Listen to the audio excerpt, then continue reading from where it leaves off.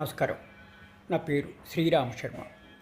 Allahabad high court judge justice Yashwant Varma గారిని పదవి నుంచి తొలగించడానికి మల్టీ పార్టీస్ అంటే వివిధ రాజకీయ పార్టీలు నోటీసులు ఇవ్వడం జరిగింది.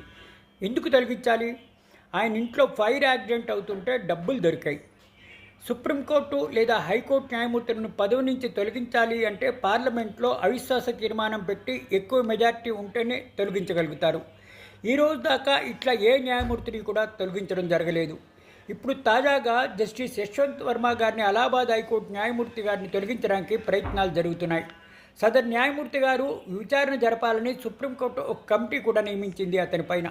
ఈ కమిటీలో Madras high court chief justice Maninder Mohan Srivastava, senior Karnataka high court న్యాయవాది బివి ఆచార్య గారిని మెంబర్లుగా నియమించడం జరిగింది. సదరు న్యాయమూర్తి గారిని తొలగించడానికి లోక్సభ స్పీకర్కు 146 మంది ఎంపీలు ఇంక్లూడింగ్ అపోజిషన్ పార్టీ లీడర్ కూడా నోటీసులు ఇవ్వడం జరిగింది. ఈ రోజు దాకా ఇండియన్ హిస్టరీలో ఏ న్యాయమూర్తిని కూడా తొలగించలేదు. ఇది రెండవ న్యాయమూర్తి ఇట్లా ఎలిగేషన్ పెట్టి ఎంక్వైరీ చేయమని అపోజిషన్ పార్టీలు, రూలింగ్ పార్టీలు అడుగుతున్నాయి. మరి ఆఖరికి ఏమవుతుందో వేచి చూడాలి.